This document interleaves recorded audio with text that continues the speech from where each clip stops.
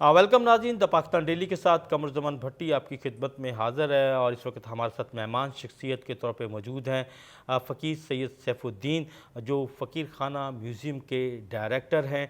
और इनके पास लाहौर की और पंजाब की बहुत तारीख़ जो है महफूज है। इन्हीं से इस तमाम सूरत हाल के ऊपर हम बात करेंगे, महाराजा रंजीत सिंह से दौर से लेके और उससे पहले और बाद में कि क्या यहाँ पे हिस्ट्री महफूज है और ये किस तरह काम कर रहे हैं। बहुत शुक्रिया शाह जी, आपने हमें टाइम दिया। थोड़ा बताइएगा कि ये जो लाहौर की हिस्ट्री है और ख़ास तौर पे महाराजा रंजीत सिंह का दौर जो है, और ये जो बिल्डिंग जो है, मैंने सुना है कि ये भी अकबर जो हैं शहंशाह अकबर, उनके 9 रत्नों में से एक की है। तो थोड़ा इसकी हिस्ट्री के ऊपर बताएं और फिर बाकी बात हम करते हैं। सबसे पहले तो कमरुज़्ज़मान भट्टी साहब, मैं आपका बहुत बहुत शुक्रगुज़ार हूँ कि आपने अपना वक्त निकाला, अपना कीमती वक्त निकाल के मेरे पास तशरीफ़ लाए। और मैं आपकी चैनल द पाकिस्तान डेली का बहुत बहुत मशकूर हूँ कि आप लोग तशरीफ़ लाए और आपके प्लेटफॉर्म से मेरे कुछ ख़यालात आपके व्यूअर्स तक चले जाएं। तो सबसे पहले मैं अर्ज़ करना चाहता हूँ कि फ़कीर खाना म्यूज़ियम क्या है और फ़कीर फैमिली क्या है। भट्टी साहब हमारे बुज़ुर्ग, हमारे अजदाद 1730 में लाहौर में आबाद हुए थे और ये लाहौर का एक कदीम सैयद ख़ानदान है जो बाद में फ़कीर ख़ानदान कहलाया। तो उसके हवाले से मेरे बुज़ुर्गों ने लाहौर में एक शफ़ाखाना कायम किया, एक बहुत बड़ा स्कूल बनाया, एक पब्लिशिंग हाउस को कायम किया और फार्मेसी बहुत बड़ी अपनी बनाई। तो कहने का मकसद है कि ये ख़ानदान 1760 में हम लोग बाकायदा इस्टेब्लिश हो चुके थे और 80 तक 90 तक इस ख़ानदान का एक बहुत बड़ा एक पॉलिटिकल कद-काठ भी बन गया, बहुत बड़ा पॉलिटिकल कद-काठ बन गया था कि जो इतना बड़ा पंजाब का सबसे बड़ा शफ़ाखाना चला रहे हैं और एक पब्लिशिंग हाउस। अब याद रखिएगा कि उस ज़माने में प्रेसेस नहीं थे तो कुतुब हाथ से लिखवाते थे। तो 10,000 से ज़्यादा कुतुब हमने जमा किए मेरे बुज़ुर्गों ने। तो फिर वो हाथ से लिखवाते थे और पूरे हिंदुस्तान में फिर करके किताबों को सेल करते थे और फिर अगले साल के ऑर्डर्स लेते थे। तो ये जो सिलसिला था हमारा इल्मी, अदबी और हुनर के हवाले से, जो हमारा पेशा था हमारे अजदाद का, वो हिकमत था और ये हमारे हमेशा दामनगीर रहा। और उसके बाद फिर ये जो मैं आपको ये जो दौर बता रहा हूँ, it was downfall of Mughal empire. और जब हुकूमतों की मुग़ल हुकूमत की जब यहाँ पे डाउनफॉल थी तो इसमें भी कोई शक नहीं कि नादिर शाह अफशार, जिसको हम नादिर शाह दुरानी कहते हैं, और अहमद शाह अब्दाली के हमले होते गए और लाहौर को, पंजाब को उन्होंने बड़ा जुल्म का बाज़ार सजाया उन्होंने। और हमारे मौरख़ीन लिख गए हैं तारीख़ पंजाब में, एक ने नहीं कई मौरख़ीन ने लिखा है कि वो जो 70 साल लाहौर पे था वो बड़ा ही ताइफुल मलूकी का दौर था। और बल्कि कन्हैया लाल ने तो लिखा है कि 70 सदमे हुए लाहौर को, 70 अटैक्स हुए लाहौर को। 1730 से शुरू होता है ये मामला और 1799 तक जाता है। ये जो महमूद गजनवी के 17 हमले और बाकी सारे हमले इसमें शामिल हैं। और महमूद गजनवी की जो बात कर रहे हैं वो तो 1026 की बात है। मैं बता रहा हूँ 1700 कुछ की, 700 साल के बाद भी हमें यहाँ पे सुकून नहीं मिला। और हम लोग देखते क्या हैं, अब लाहौर के लिए हमें एक मुनज़्ज़म हुकूमत चाहिए थी, लाहौर के लिए एक अमन चाहिए था। हमारी मसाजिद में ताले पड़ गए थे और उनके देखा देखी क्या हुआ कि हमारे गुरुद्वारे भी और हमारे मंदिर भी लाहौर के बंद हुए थे। हम लोग इबादत गाँव में नहीं जा सकते थे। तो ये एक लंबी स्टोरी है और हकीकत है, ये तारीख़ का वो डार्क पहलू है जिसको हम लोगों को समझना ज़रूरी है कि इसके बाद क्या हुआ। पहली बात है कि जब हम महाराजा रंजीत सिंह की बात करते हैं तो महाराजा रंजीत सिंह के हवाले से हमें देखना पड़ता है कि पहले क्या हुआ था। रंजीत सिंह वो क्या मुहर्रकात थे कि एक 19 साला जवान जिसका नाम रंजीत सिंह है, उसको हम पंजाब का बादशाह बनाते हैं। और वो कैसे बादशाह बनता है, तो ये आपके इंटरव्यू के हवाले से ये तवील हो जाएगी, मगर ये तमाम रिकॉर्ड और प्राइमरी सोर्सेज के साथ हमारे पास महफूज है। पंजाब आर्काइव्स में भी महफूज है, फ़कीर खाना म्यूज़ियम के आर्काइव्स में भी महफूज है। और इस पे देखना ये पड़ेगा कि आगे क्या होता है। اب دیکھیے بھٹی صاحب، ہم لوگ اپنی تاریخ سے سیکھتے نہیں ہیں. تاریخ اتنی امپورٹنٹ ہے ہم سب کے لیے کہ اللہ پاک نے قرآن پاک میں تاریخی واقعات لکھ دیے کہ اپنی تاریخ سے سیکھو. اگر ہم کٹ جا رہے ہیں تاریخ سے اور تاریخ ہم بھول جائیں تو ہم وہ غلطیاں بار بار کرتے ہیں. تو لہٰذا عرض آپ سے اور آپ کے چینل کے وساطت سے جو آپ کے ویورز ہیں ان کے لیے یہی ہے کہ آپ لوگ اپنی تاریخ سے سیکھیں اور دیکھیں کہ حقیقت میں تاریخ میں کیا ہوا تھا. اب کہنے کا میں تھوڑا مقصد جاننا چاہوں گا، نیچرلی مہاراجہ رنجیت سنگھ کا جو ہے پیریڈ 1799 سے لے کے پھر 1849 تک 1839 جی تک وہ اس خود، کو اور پھر اس پیریڈ کے حوالے سے بہت زیادہ یہاں پہ آپ کہہ لیں کہ ایسی مبالغہ آرائیں ایسی چیزیں ہیں جس سے لوگوں کو کچھ اور میسیج بھی ملتا ہے. تو کیا یہ حقیقت ہے کہ اس ریجن میں مہاراجہ رنجیت سنگھ کے دور میں مساجد کے اوپر جو ہے وہ استبل بنایا گیا ہے، کچھ مسلمانوں کے حوالے سے مسائل پیدا ہوئے، کوئی ایسی چیزیں ہیں؟ میں آپ کو عرض کر دیتا ہوں. انگریزوں نے جب 1849 میں پنجاب پہ، لاہور پہ قابض ہوئے، جب پنجاب پہ قبضہ کیا تو انہوں نے مورخین سے جان بوجھ کے ایسی باتیں لکھوائیں کہ مسلمانوں کے دل برے ہوں. مسلمانوں کے دل میں رنجیت سنگھ کے لیے جو محبت ہے، جو عوام کے دل میں مہاراجہ کے لیے محبت ہے، وہ محبت کم ہو. اس کے اندر کوئی نہ کوئی ایسا ایک سرطان چھوڑ دیں، ایک کینسر کر دیں کہ جو قومیں آپس میں لڑنی شروع کر دیں. ایسی کوئی بات نہیں ہے. مہاراجہ رنجیت سنگھ کا دور صرف میں آپ کو چند لفظوں میں بیان کرنا چاہتا ہوں کہ مہاراجہ رنجیت سنگھ کا جو دور تھا وہ بڑا پرامن دور تھا. اگر میں آپ کو کہوں کہ مہاراجہ رنجیت سنگھ نے اپنے صرف چند سالوں میں، چند سالوں میں پنجاب کو ایک سپر پاور بنا دیا تھا. ہندو، سکھ، مسلمان، عیسائی سارے، اور جین اور مختلف قومیں اس وقت تھیں، ہزاروں قومیں تھیں اس وقت جو پنجاب میں تھی. وہ ساروں کے ساروں نے مل کے اس پنجاب کی خدمت کی اور پنجاب کو ایک ایسا ناقابل تسخیر ملک بنا دیا کہ اس زمانے کی سپر پاور، جس کو ہم ایسٹ انڈیا کمپنی یا آپ برٹش انڈیا کہتے ہیں یا برٹنز کہتے ہیں، انہوں نے برابری کی سطح پہ آ کے اس کے ساتھ ایگریمنٹ سائن کیے، ٹریٹی آف فرینڈشپ سائن کی. اور باقاعدہ اس کا ریکارڈ محفوظ ہے. باقاعدہ جو میٹکاف مشن 1809 میں آیا تھا، جس نے پہلی ٹریٹی سائن کی تھی اور سرحدوں کی حد بندیاں کی تھیں، تو وہ اپنی رپورٹ میں لکھتا ہے کہ پنجاب ہم سے 50 سال آگے ہے. تو ابھی میں اس کی تفصیل میں نہیں جاتا. ابھی آپ جو تشریف لائے ہیں، میں تھوڑا سا آپ کو فقیر خانہ میوزیم کے بارے میں بتاتا چلوں. فقیر خانہ میوزیم پاکستان کا سب سے قدیم اور پرانا پرائیویٹ میوزیم ہے. It is recognised by the government of Pakistan. ہمارے پاس 20,000 سے زیادہ اینٹیکس موجود ہیں، جس میں فن مصوری کے نادر نمونے، جس کو ہم پینٹنگز کہتے ہیں یا منییچر پینٹنگز کہتے ہیں، اس کا بہت بڑا خزانہ. Gandhara art, weaponry, carpets, coins, miscellaneous items میں انتھروپولوجیکل بہت بے شمار انتھروپولوجیکل میٹیریل آپ کو ملے گا. پھر ٹیکسٹائل ہے. اس کے علاوہ سب سے بڑا جو ہمارے پاس خزانہ ہے وہ اسلامک آرٹ کا ہے. اور اسلامک آرٹ کا خزانہ ہمارے 2 حصوں میں. ایک حصہ ہے اسلامک ریلکس کا، تبرکات مبارکہ کا. جی بالکل. یہ وہ تبرکات مبارکہ ہیں جو حضرت محمد مصطفیٰ صلی اللہ علیہ وآلہ وسلم کی پرسنل بلانگنگز ہیں. بالکل. وہ کچھ 47 کے قریب جناب سرکار کی اور اہل بیت کی، صحابہ اکرام کی اور اولیاء اکرام کی اور ائمہ کی جو چیزیں ساری ملا کے وہ 47 ہیں. وہ ہم سال میں ایک دفعہ کھولتے ہیں. اور باقی جو سامان ہے فقیر خانہ میں محفوظ ہے، جس میں ہمارے بڑے بڑے اساتذہ کا خطاطی کا کام ہے. بہت کمال جو ہمارے فنون لطیفہ میں جس کو ہم کیلیگرافی کہتے ہیں، کیلیگرافی کے ایسے نادر اسپیسیمن.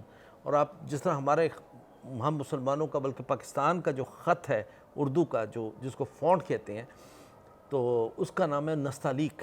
تو نستعلیق کا سب سے بڑا خزانہ اس وقت فقیر خانہ میں محفوظ ہے. تو کہنے کا مقصد بھٹی صاحب ایسے ہے کہ اس میوزیم کو دیکھنے کے لیے ہمیں بہت سارا وقت درکار ہے. ہم لوگ ہمیشہ اپائنٹمنٹ سے میوزیم دکھاتے ہیں، اور میرا کام یہ ہے کہ میں آنے والی نسل کو، اپنے نوجوانوں کو اور جو بھی وزٹرز ہیں میں اس کو تاریخ سے روشناس کراؤں اور اس کو انہی کے بزرگوں کی چیزیں جو ہمارے خزانے ہیں جن سے ہم کٹے ہوئے ہیں تو ان کے ساتھ جوڑوں۔ تھوڑا میں چاہوں گا کہ مہاراجہ رنجیت سنگھ کے دور کے حوالے سے جو بات ایک عوام میں ہے کہ اس دور میں مسلمانوں کے اوپر سختی کا دور تھا، بہت زیادہ مساجد کو جو ہے اس میں ازدبل بنایا گیا اور بہت زیادہ سختیاں ہوئیں، تو یہ جو تاریخ میں ہے یا نہیں ہے اور کتنا سچ ہے، کتنا اس میں مبالغہ رہی، تھوڑا اس کے اوپر تو بتائیں۔ بھٹی صاحب،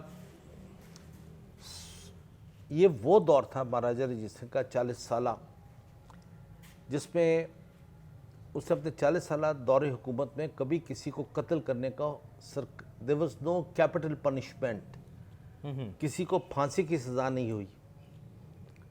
اس دور میں پہلی دفعہ قرآن پاک کا پنجابی میں ترجمہ ہوا، اس کی پوری اس کی ہسٹری لکھی ہوئی ہے، موجود ہے گرمکھی میں اور شاہ مکھی میں دونوں اسکرپٹس میں پنجابی میں ترجمہ ہوا۔ یہ وہ دور ہے مہاراجہ رنجیت سنگھ کا جہاں پہ ہندو سکھ مسلمان اکٹھے مل کے انہوں نے پنجاب کو سپر پاور بنایا تھا۔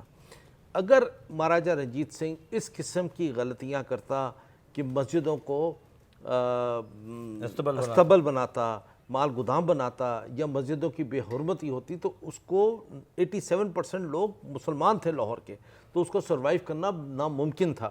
اور آپ کی وساطت سے، آپ کے چینل کی وساطت سے اب میں آپ کو وہ ڈاکومنٹ دکھاتا ہوں جو 200 سال پہلے کا ڈاکومنٹ ہے۔ فقیر خانہ میوزیم کی آرکائیوز کی یہ زینت ہے۔ وہ جو ڈاکومنٹ دکھاؤں گا اس میں آپ خود دیکھیے گا کہ مہاراجہ رنجیت سنگھ مساجد کو گرانٹس پے کر رہے ہیں، اور وہ مسجد کا نام آپ خود پڑھیے گا جس مسجد کی آپ کی نشاندہی ہے۔ کون کون سی مسجد؟ میں آپ کو بتاؤں کہ سنہری مسجد پہ سونا کس نے چڑھایا تھا؟ وہ رنجیت سنگھ نے چڑھایا تھا۔ اچھا جی، یہ سادی تھی مسجد۔ ٹھیک ہے، شیئر کریں گے؟ جی، سب سے پہلے میں آپ کو دکھاتا ہوں، یہ ہمارے پاس ڈاکومنٹ ہے، یہ پوتلی ہے جو 200 سال پرانی ہے، کپڑا بھی 200 سال پرانا ہے، مہاراجہ رنجیت سنگھ کے دور کا ہے۔ اب میں آپ کو اس کو کھولتا ہوں اور آپ کے دوستوں کو دکھاتا ہوں۔ سب سے پہلے تو آپ اگر کیمرہ اگر آپ کا قریب آ سکے، آپ یہ زوم کیا جا سکتا ہے، یہ آپ پڑھ سکتے ہیں فہرست، یہ وہ لسٹ ہے، فہرست مزارات، مساجد، جتھا تقسیم روپیہ، فی سبیل اللہ، وقت حضرت قبلہ مہاراجہ صاحب۔ واجب ہے، پڑھ لیے جی؟ اس دور میں یہ مساجد کو، درگاہوں کو اور مزارات کو، مکانات کو جو جتھا تقسیم، جو کام کرنے والے تھے، جو گرانٹ نیٹ دی جاتی تھی۔ اب یہ دارالسلطنت اب دیکھتے ہیں کہاں کی ہے، یہ لسٹ کہاں کی ہے۔ اب آپ یہ دیکھیے کیفیت لسٹ اندرون اور بیرون دارالسلطنت لاہور، یہ لکھا ہوا ہے، لاہور کی لسٹ ہے، صرف لاہور کی لسٹ ہے۔ اور اگر آپ یہ دیکھیں گے تو سب سے پہلے مزارات کا ذکر آتا ہے۔ یہ پڑھیے سید مکی صاحب، حضرت پیر مکی کا مزار، حضرت گنج بخش کا مزار، حضرت ابو اسحاق کا مزار، یہ ابو اسحاق کا مزار۔ اس میں تمام مزار یہاں پہ آپ پڑھیں گے، ابو اسحاق کا مزار، شہید گنج، اور یہ دیکھتے جائیے اس کے اندر کیا کیا مزارات ہیں کہ جس کو گورنمنٹ گرانٹ دے رہی ہے۔ پنجاب حکومت اس وقت کی جو مہاراجہ رنجیت سنگھ، اچھا بڑے مزے کی بات ہے کہ یہ جو لسٹ ہے اس میں 400 سے زیادہ امپورٹنٹ پلیسز مسلمانوں کی جس کو پرزرو کیا گیا، جن کو گرانٹس دی جاتی تھی۔ آپ خیال رکھیے گا کہ اس زمانے میں سونے کا ریٹ 7 روپے تولہ تھا اور 41 روپے ماہوار صرف بادشاہ مسجد کی گرانٹ تھی۔ کتنے تولے بنتا ہے؟ 7 کے حساب سے اگر 41 ماہوار تو تقریباً 6-7 تولے بن جاتے، 7 تولے کی قریب، جی 7-8 لاکھ روپیہ آج کے دور میں ڈیلی کی گرانٹ، اور اس زمانے میں بھی ایسا ہی تھا۔ اب یہ اچھا جن مزاروں کو گرانٹ دی جا رہی ہے، یہ ان کے جو مجاور ہیں، ان کے جو خدمت گزار ہیں، یہ ان کے مکانات کو گرانٹ دی جا رہی ہے، کہیں ایسا نہ ہو کہ یہ مزار کا مال یا مسجد کا مال کھائیں، تو ان کی سیلری کی مد میں یہ گرانٹس دی جا رہی ہیں۔ ابھی آپ پڑھیے گا، اس میں میں آپ کو دکھاتا ہوں اب یہ استانے اور یہ دربار شروع ہوئے میں پوتر استانے جس کو ہم کہتے ہیں امپورٹنٹ پلیسز، اور یہاں سے ہمارے ہاں نیچے سے مساجد شروع ہو جائے گی۔ 200 کتنی مساجد ہیں؟ 217 کے قریب؟ 217 کے 19 کے قریب مساجد ہے۔ اب آپ بھٹی صاحب اس کو غور سے دیکھیے، میں دیکھتے ہیں یہ مساجد کی لسٹ ہے جی۔ جی بالکل ٹھیک ہے جی، یہ اس کی پہلے کیفیت ساری لکھی ہوئی ہے، یہ لکھی ہوئی، یہ مساجد شروع ہو گئی۔ یہ پہلی مسجد بادشاہی، اور یہ یہاں پہ تمام وزیر خان کی مسجد نظر آئے گی آپ کو، یہ مسجد وزیر خان یہ پڑھا جا سکتا ہے۔ اس میں تمام مساجد کا ذکر آ رہا ہے جس کو مہاراجہ رنجیت سنگھ باقاعدہ گرانٹس پے کر رہے ہیں، اور ان مسجدوں کے نیچے اگر آپ دیکھیں ان کے مؤذنوں کے، ان کے اماموں کے، خدمت گزاروں کی، ان کی گرانٹس الگ ہیں۔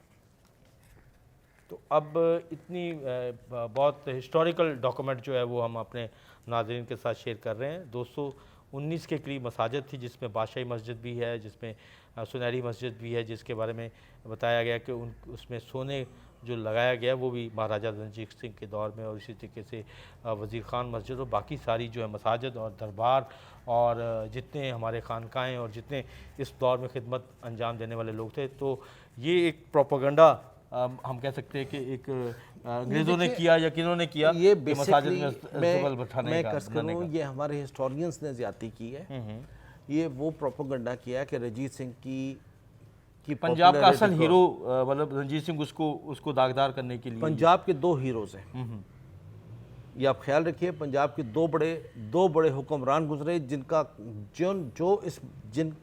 جو اس مٹی سے تعلق رکھتے تھے پنجاب سے، ایک راجہ پورس تھے اور دوسرے مہاراجہ رنجیت سنگھ تھے۔ جی بالکل۔ تو آپ کو دنیا کے کسی میوزیم میں راجہ پورس کی کوئی چیز نہیں ملے گی سوائے فقیر خانہ میوزیم میں۔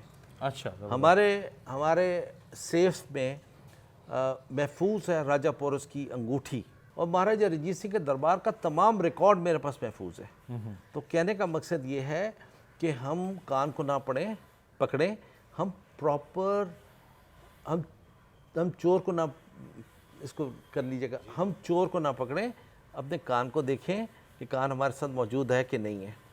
یہ جو مسجد ہے بادشاہی مسجد، یہ تو انگریزوں نے پنجاب پہ ٹیکس لگایا تھا اور اس کے بعد یہ کمپلیٹ ہوئی تھی۔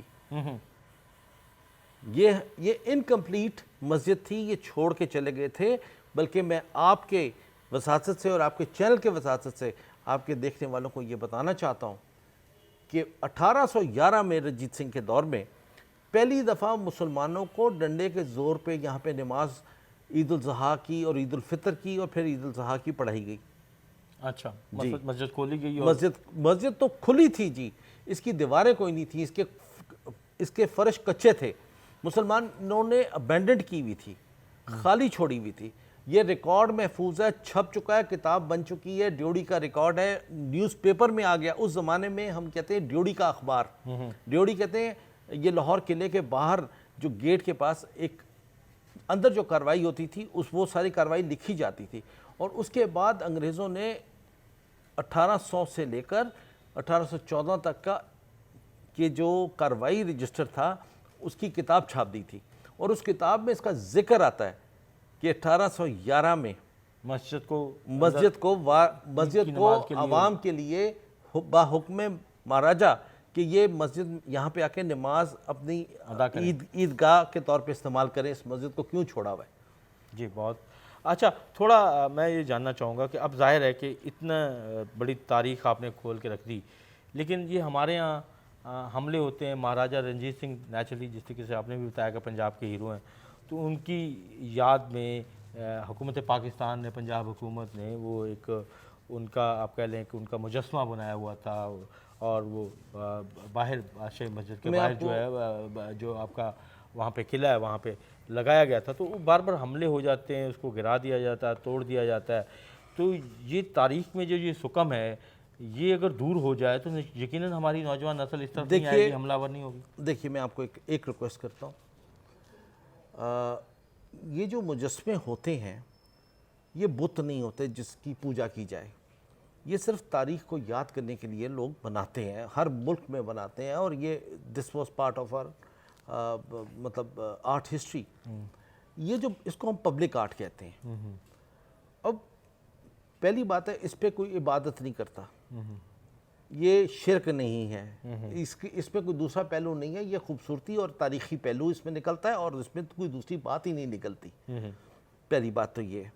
اور دوسری بات یہ ہے کہ اگر آپ سمجھیں کہ مہاراجہ رنجیت سنگھ کوئی ظالم بادشاہ تھا تو وہ آپ کی بہت بڑی خام خیالی ہے۔ وہ بالکل بھی قطعی طور پہ ظالم بادشاہ نہیں تھا۔ اس نے 40 سالہ جو رول کیا پنجاب پہ وہ ایک آئیڈیل رول تھا، جس کے ثبوت موجود ہے، جس کی حقیقت موجود ہے، اور یہ کمال رول تھا۔ بہت شکریہ آپ کا کہ آپ نے اتنا وقت دیا اور ہمیں پنجاب کی ہسٹری سے بھی آگاہ کیا، اور یہ حویلی جہاں پہ ہم بیٹھے ہیں راجہ ٹوٹل مل جو اکبر بادشاہ کے 9 رتنوں میں سے ایک رتن تھے، اس کی یہ حویلی، تو یہ ایک لاہور کی بڑی تاریخ ہے۔